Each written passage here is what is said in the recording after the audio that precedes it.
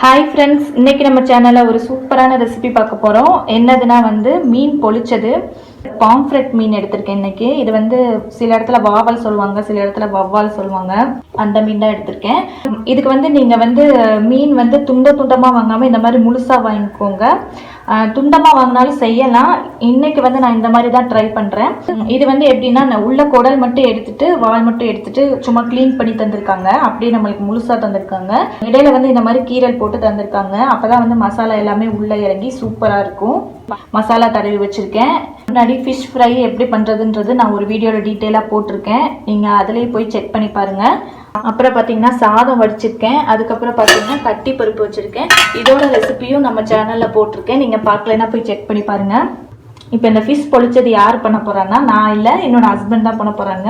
இது ஆத்தென்டிக் கேரளா ரெசிபின்லாம் நான் சொல்ல மாட்டேன். ஏதோ அவங்களுக்கு தெரிஞ்ச ஸ்டைலில் பண்ணுவாங்க. ஆனால் ரொம்ப டேஸ்ட்டாக இருக்கும். இப்போ இதில் மசாலா எப்படி தடவினேன்றதை பார்த்துடலாம். இந்த மீன் கடையிலேயே அவங்க கட் பண்ணி தருவாங்க. அப்படி இல்லைன்னா நீங்கள் வீட்டில் கண்டிப்பாக இந்த மாதிரி கீரல் போட்டுக்கோங்க. இல்லைனா மசாலா உள்ளே இறங்காது. அதனால் கண்டிப்பாக இந்த மாதிரி கட் பண்ணி வச்சுக்கோங்க. இதை ஃபஸ்ட்டு நல்லா கழுவி எடுத்துக்கலாம். அதுக்கப்புறம் இதில் என்னென்ன மசாலா தடவினேன்றதை பார்க்கலாம். 1 டீஸ்பூன் அளவுக்கு மஞ்சள் தூள் எடுத்திருக்கேன். 1.5 டேபிள் ஸ்பூன் அளவுக்கு மல்லித்தூள், 1 டீஸ்பூன் அளவுக்கு மிளகுத்தூள், இஞ்சி பூண்டு விழுது இந்த மாதிரி 1 டீஸ்பூன் அளவுக்கு தட்டி வச்சுருக்கேன். கொஞ்சமாக கருவேப்பிலை எடுத்து இந்த மாதிரி நறுக்கி வச்சுருக்கேன். 2.5 டேபிள் ஸ்பூன் அளவுக்கு மிளகாய் தூள் எடுத்திருக்கேன். உங்கள் காரத்துக்கு ஏற்றாப்புல நீங்கள் சேர்த்துக்கோங்க. தேவையான அளவுக்கு உப்பு எடுத்திருக்கேன். ஒரு அரை எலுமிச்சம்பழத்தை இந்த மாதிரி விதையை எடுத்து நீங்கள் எடுத்து வச்சுக்கோங்க. கொஞ்சமாக நான் அரிசி மாவு எடுத்திருக்கேன். இப்போ இது எல்லாத்தையும் ஒன்றா சேர்த்து நல்லா மிக்ஸ் பண்ணிக்கலாம்.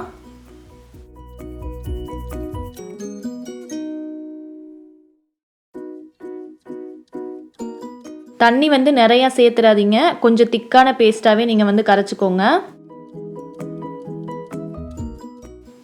கொஞ்சமாக நான் அரிசி மாவு சேர்த்துருக்கேன். சேர்த்துட்டு இந்த மாதிரி ஓரளவு திக்கான பேஸ்ட்டாக நீங்கள் கரைச்சிக்கோங்க. அப்போ தான் நம்மளுக்கு மீனில் நல்லா ஒட்டும். இந்த மாதிரி நம்ம எல்லா மீன்லையுமே தடவி வச்சிடலாம். நல்லா உள்ளெல்லாம் விட்டு மசாலா உள்ளே போகிற மாதிரி நல்லா தடவிக்கோங்க.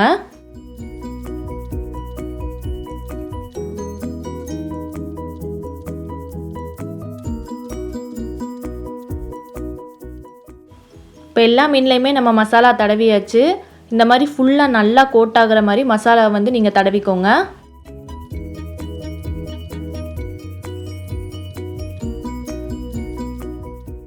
இது குறைஞ்சது 1 மணி நேரம்னாலும் நான் உங்களுக்கு ஊறணும். இப்போ கிட்டத்தட்ட 2 மணி நேரம் ஆச்சு. இது நல்லா ஊறிடுச்சு. இப்போ இதை செய்ய ஆரம்பிச்சிடலாம். ஃபஸ்ட்டு இதை டீப் ஃப்ரை பண்ணிவிட்டு அதுக்கப்புறம் நம்ம செய்ய போகிறோம். இப்போ மீன் பொளிச்சது செய்ய தேவையான பொருட்கள் பார்த்துடலாம். இது ஒரு 4 மீடியம் சைஸ் பெரிய வெங்காயத்தை இந்த மாதிரி சின்ன சின்னதாக கட் பண்ணி வச்சுருக்காங்க. 2 பெரிய சைஸ் தக்காளி கட் பண்ணி வச்சுருக்காங்க. இஞ்சி பூண்டு விழுது 1 டேபிள் ஸ்பூன் அளவு எடுத்து வச்சுருக்காங்க. வெங்காயம் பார்த்திங்கன்னா இந்த மாதிரி சின்ன சின்னதாக நல்லா கட் பண்ணி வச்சுக்கோங்க. அதுக்கப்புறம் மசாலா என்னென்னா, 1 டீஸ்பூன் அளவுக்கு மஞ்சள் தூள் எடுத்துக்கோங்க. அரை டேபிள் ஸ்பூன் அளவுக்கு மிளகாய் தூள் எடுத்துக்கோங்க. ஒரு டேபிள் ஸ்பூன் அளவுக்கு மல்லித்தூள், 1/4 டீஸ்பூன் அளவுக்கு மிளகுத்தூள் எடுத்துக்கோங்க. தேவையான அளவு உப்பு எடுத்துக்கோங்க. இது உங்கள் காரத்துக்கு ஏற்றாப்புல எடுத்துக்கோங்க. ஏற்கனவே நம்ம ஃப்ரை பண்ணுறதுலேயும் நல்லா மிளகாயெல்லாம் சேர்த்துருக்கோம். கொஞ்சம் காரசாரமாக தான் இருக்கும். உங்களுக்கு காரம் கம்மியாக வேணும்னா கம்மியாக சேர்த்துக்கோங்க. இப்போ நம்ம மீனை ஃப்ரை பண்ண ஆரம்பிச்சிடலாம். இதுக்கு நீங்கள் தேங்காய் எண்ணெய் எடுத்துக்கோங்க.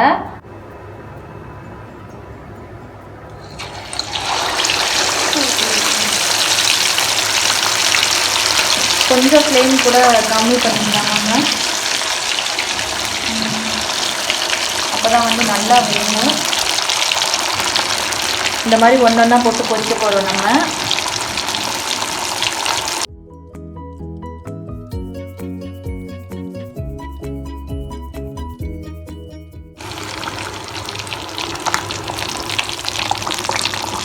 பாருங்கள், அப்படியே சூப்பராக நம்மளுக்கு ரெடி ஆகிட்டு இருக்கு.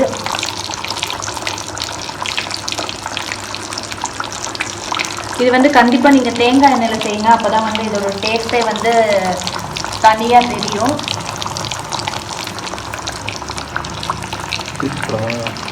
வீட்டை ஃபுல்லாக உள்ள மீதி தானே இருக்குது. திருப்பி போடுங்க.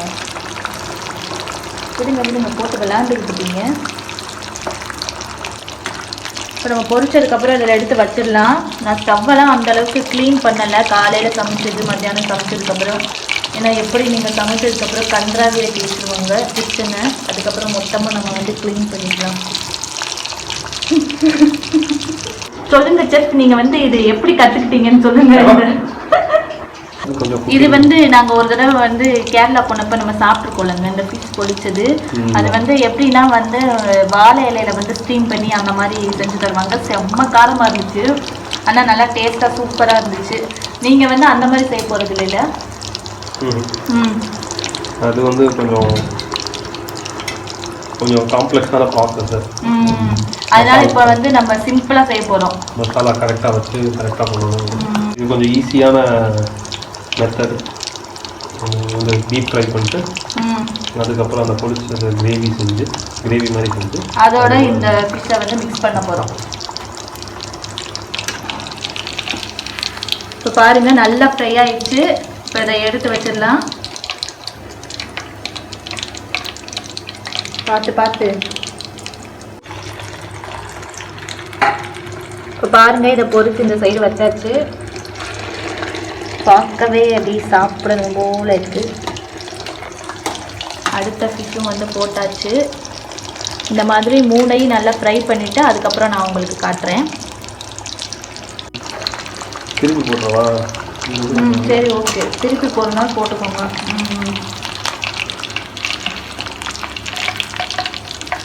பிச்சு மட்டும் விட்டுறாதீங்க.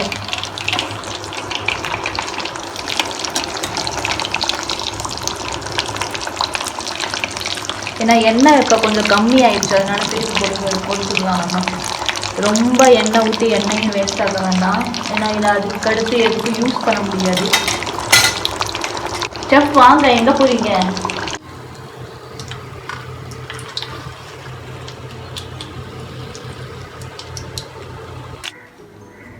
இப்போ 3மே நல்லா ஃப்ரை பண்ணியாச்சு. எண்ணெயில் வந்து கருவேப்பிலை லைட்டாக போட்டு பொரிச்சு எடுத்துக்கிறாங்க. லாஸ்ட்டாக வந்து மேலே போடுறதுக்காக.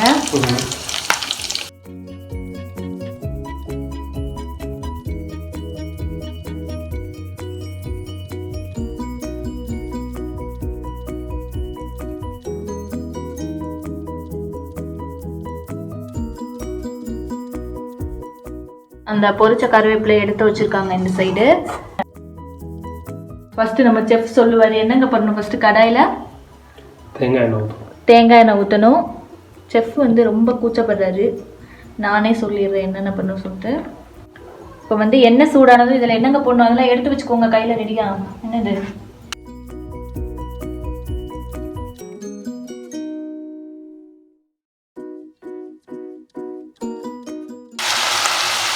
ஃபஸ்ட்டு நம்ம நறுக்கி வச்சுருக்க வெங்காயத்தை வந்து சேர்த்துக்கிறாங்க. சேர்த்துட்டு நல்லா வதக்கிக்கோங்க.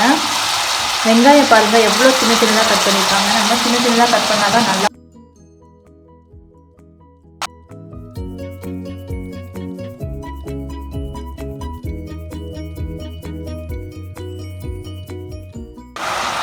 நல்லா கோல்டன் ப்ரௌன் கலர் வரைக்கும் செய்யணும்.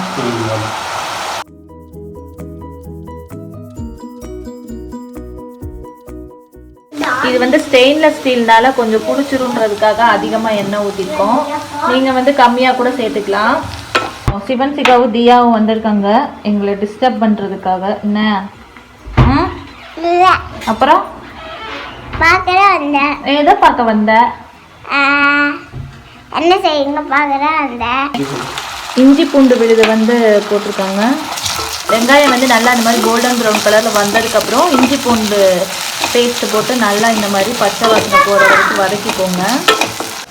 ஒரு 2 நிமிஷம் ஃப்ரை பண்ணால் போதும். அதுக்கப்புறம் நம்ம வச்சுருக்க தக்காளி சேர்த்துக்கலாம். தக்காளி போட்டுக்கோங்க. இப்போ வந்து தக்காளி போட்டுருக்காங்க. தக்காளி போட்டு நல்லா வதக்கிக்கோங்க.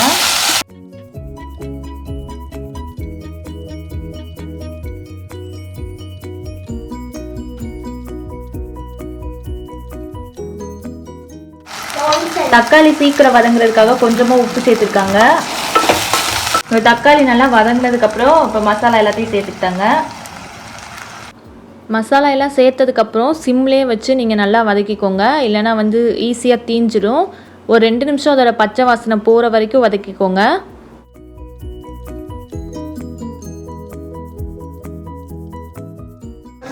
இதில் வந்து இப்போ நம்ம தண்ணி ஊற்ற போகிறோம்.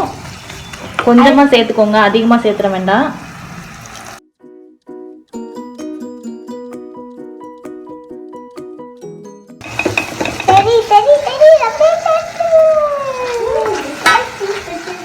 போதுமாங்க?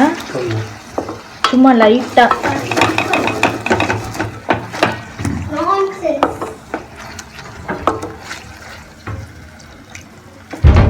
பின்னாடி ஒரு நான்சென்ஸ் வந்து நான்சென்ஸ் நம்மள சொல்லிட்டு இருக்கு.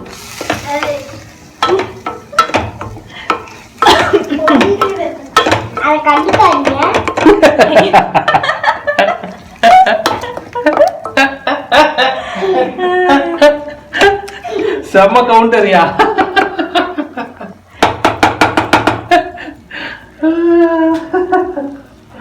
பாகா டேய் காந்தாம்தாடா, அப்பதான் எனக்கு சந்தோஷமா இருக்குடா பாகா.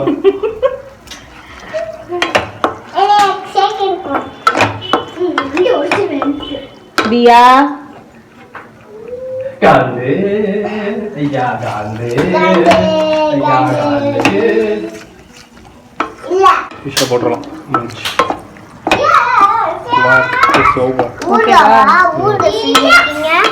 ஊறுகாய் இல்லடா, நீங்க செய்யறத ஊறுகான்னு சொல்லிட்டா செஃப்.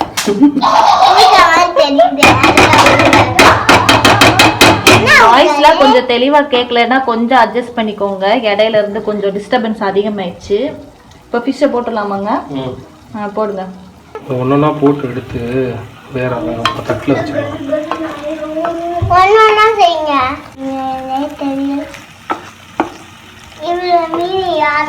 இது வந்து குட்டி குட்டி மீனா இருந்தா வந்து நீங்க ஈஸியா வந்து அப்படி பரட்டி விட்டுடலாம். அது கொஞ்சம் பெருசா இருக்கிறதுனால இந்த மாதிரி போட்டு எல்லா சைடும் இந்த மசாலா படுற மாதிரி ஒரு நிமிஷம் அப்படி வச்சிருங்க.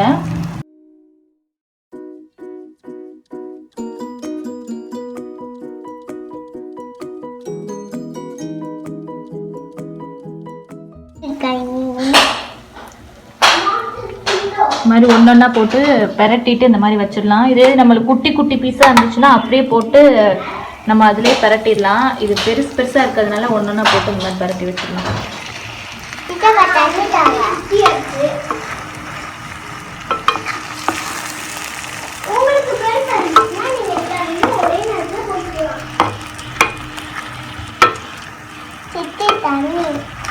இந்த வாங்க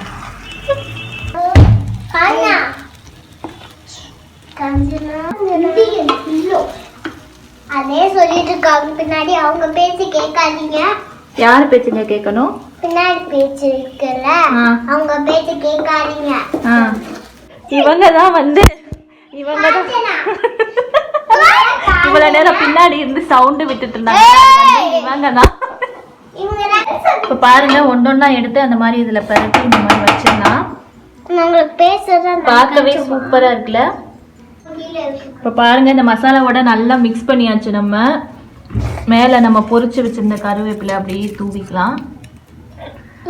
அவ்வளோதாங்க, நம்மளுக்கு சூப்பரான ஃபிஷ் பொழிச்சது வந்து ரெடி ஆயிடுச்சு. இது டேஸ்ட் பண்ணி பார்த்துட்டு இப்போ நான் சொல்றேன் எப்படி இருக்குன்னு சொல்லிட்டு.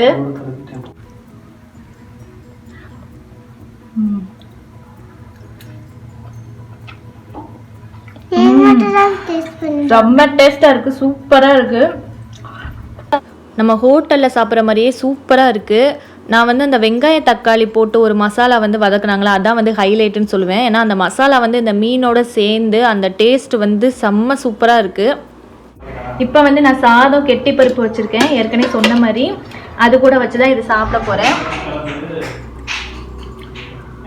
பாருங்க ரொம்ப சூப்பராக இருக்குது மீன். இதே மாதிரி நீங்கள் வீட்டில் ட்ரை பண்ணி பார்த்துட்டு எப்படி வந்துச்சு எனக்கு மறக்காமல் கமெண்ட்டில் சொல்லுங்கள். இன்னொரு சூப்பரான வீடியோவோட உங்கள் எல்லாரையும் நான் அடுத்து பார்க்குறேன். இந்த வீடியோ பிடிச்சிருந்துச்சுன்னா நம்ம சேனலுக்கு மறக்காமல் சப்ஸ்கிரைப் பண்ணிடுங்க. பாய்.